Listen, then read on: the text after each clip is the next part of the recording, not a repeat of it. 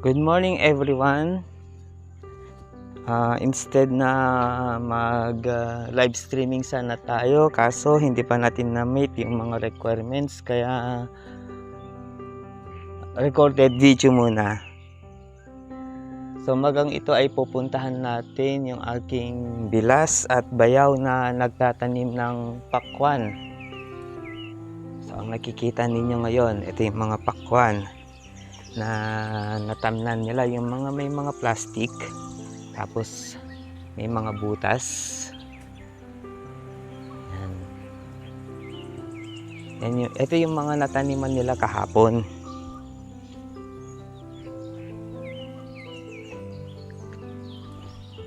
Di ko lang sigurado, ang pakwan yata ay at least 60 days, kaya January ngayon. Aanihin na siguro ito ng March. Ito yung nataniman na nila. Medyo malawak din. Magsawa sa maraming pakwan pag nag-harvest. Ito yung namimiss ko ng kabataan ko yung maglaro sa dayami. Ito yung palay. Nakabunton noon, tapos patalon-talon hanggang sa mangati yung katawan. Yan, paapaan na lang tayo.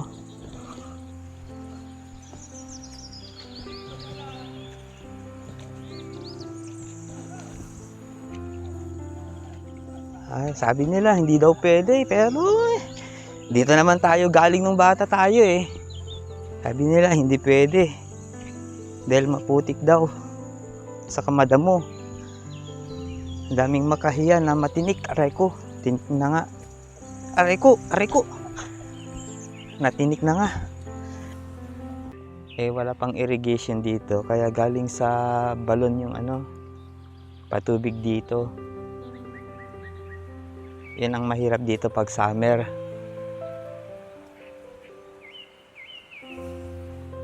May mga nire-request noon sa National Irrigation, pero hindi pa naman yata na-approve. Sana ma-approve na, para hindi mahirapan yung mga magsasaka natin dito pag para magkaroon sila ng patubig. Kulang ng namin yung pinunla. Ay, kulang? Ito hindi ko tapos ito yung kalahati.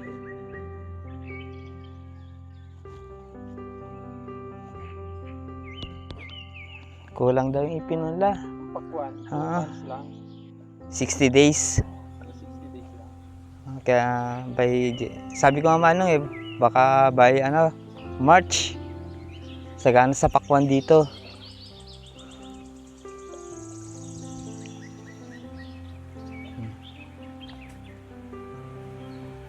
Kulang daw sa punla.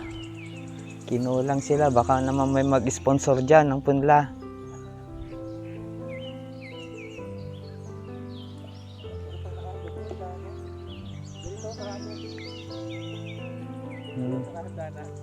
Ha.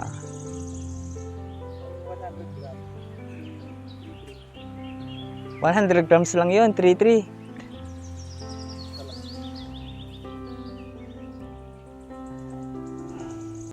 Ano yung ipinunla nyo doon? Yung bilog? Doon sa kabila?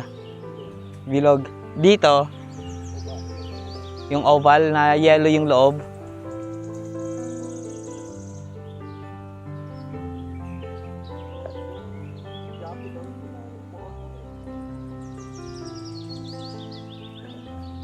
Medyo may kamahalan din. Pero pag nagbunga naman, pero marami na yon.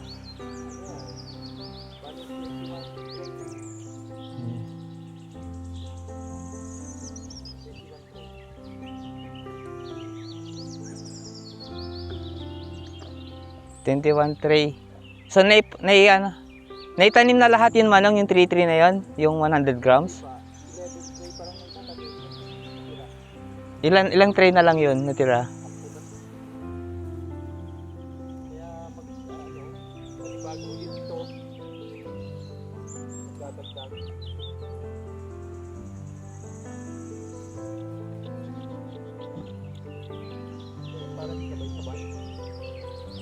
Oo. Ano yan? Yung bilog pa rin yan? O yung ano na yan? Yung natira? Oval na? Naka-order na kayo yung ano?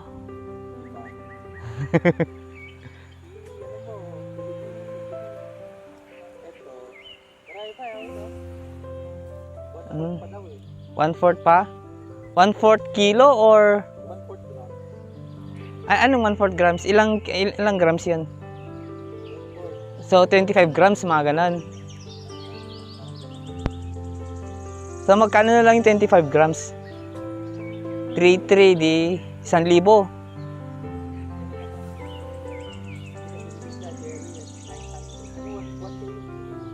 1K.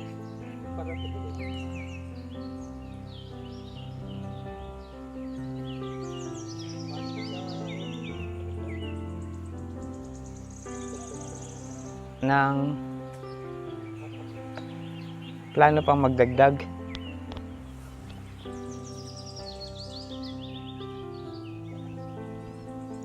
So, nasa worth 1,000 pa yung kulang. 1,000 pesos. Dito sa nakahanda.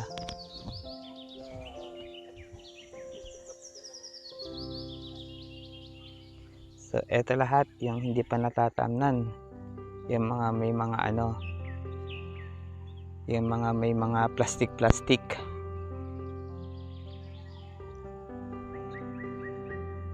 Ready na. Kasi bilang magsasaka, daming trabaho. Mas marami silang oras ang magsasaka sa bukid. Pero parang nagtatrabaho na rin, time management. May oras sa pagsasaka, may oras sa pamilya. Meron ding oras sa mga paglilingkod na hindi dapat pabayaan. Pero nagagampanan naman lahat. Kala ko nung malayo, butas na itong mga nalagyan ng lupa. Yan. Nung nasa malayo ka, hindi pa pala. Nilagyan lang ng ano. Ito. Hindi pala. Nilagyan lang ng marker kung saan bubutasan. Yung ano. Ayaw nga pala, may pakwan pa sila sa taas. Ay, ito. Di pa pwedeng harvest.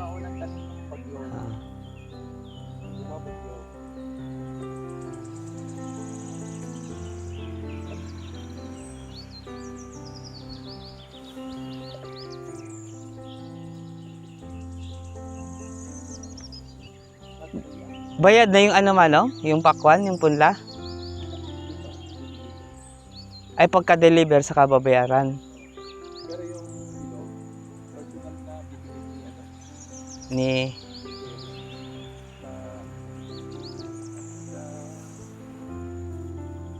tawag yan.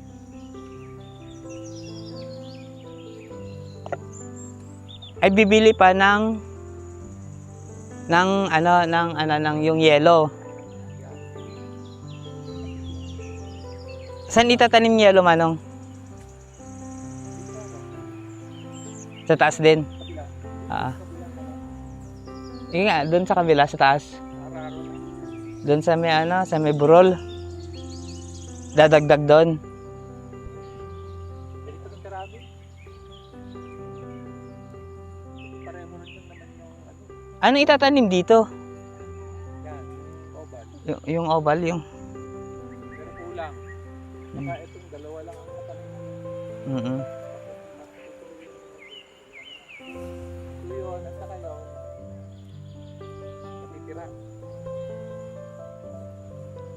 Sabi ng bayaw ko kanina, ay meron na silang naunang naitanim. Siguro mga 2 weeks pa bago para sila ay makapag-harvest. So, nandito na tayo. Ito yung sinasabi nilang nasa burol. Ayan na. Ayan na yung mga pakwan. Ito yung mga tanim nila. Yan. Meron mangilan-ngilan mga bunga. Yan. Ito naman ang pagkikipagsapalaran ng magsasaka. Namuhunan ka sa punla. Ayan, may sapak bunga dito. Yun, may mga bunga dyan, oh. Paisa-isa. Namuhunan ka sa punla. Nagpasahod ka para sa nagtanim. Ganon din sa pag-aasikaso ng bukid, preparation, hanggang sa pag-aani. Ang pagkikipagsapalaran sa isang magsasaka, kung may mabuting ani nga ba. Ito yung sinasabi nilang paoblong. Paoblong na variety ng pakwan. Yan. May mga naman kahit papaano. Siguro sa loob ng 2 buwan, konti lang ang kita. Konti lang ang kita nila dito. Ito yung mga pakwan na sinasabi nila. Paoblong. Yan. Medyo hindi maganda yung iba. Kasi hindi naman talaga siya oblong. Sa lawak nito, bibihira lang yung yung bunga. Di nga natin alam kung mababawi pa nilang puhunan. So hanggang dyan, balik tayo dun. So ngayon, balik ulit tayo dun sa bayo ko. Yan, tingnan yung mga paa. Putik-putik. So ito, tatawid na naman tayo sa maputik. Putik yan.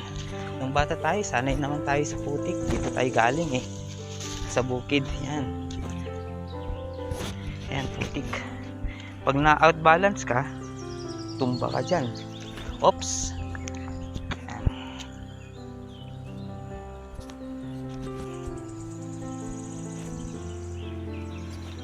So, ito yung natitirang punla na hindi naman magkasya sa ngayon. Sa dami ng prepare.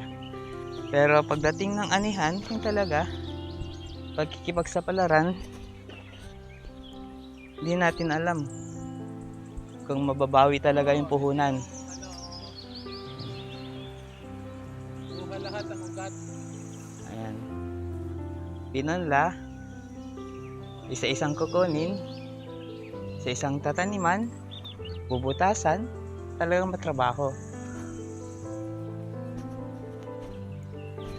Ito yung mga nakausap naming mga kamag-anak, 3 lang sila. Pero pag tulong-tulong naman, madali namang matapos yan. Sabagay, hindi naman lahat matataniman dahil kulang nga sa punla. Ito na, unang charity vlog natin para sa mga bayaw at saka sa bilas. Sasagutin na natin yung yung 1,000 pesos na punla. So yan, kinuha na yung punla. Magtatanim ulit sila magtatanim ulit sila. Pagdagang na yung ginawa ko. Hindi ba yung ng bagang baga? Ay hindi Manong, magkano pa yung kulang sa punla? Ano ba yung sinasabi mo, bibigyan na ba? Oo, may nakuha tayong sponsor Sponsor mo na May nag-sponsor na. I-sponsoran ni Yan. Di wag na tayo mag-Shopee. Manong, ito na yung kulang.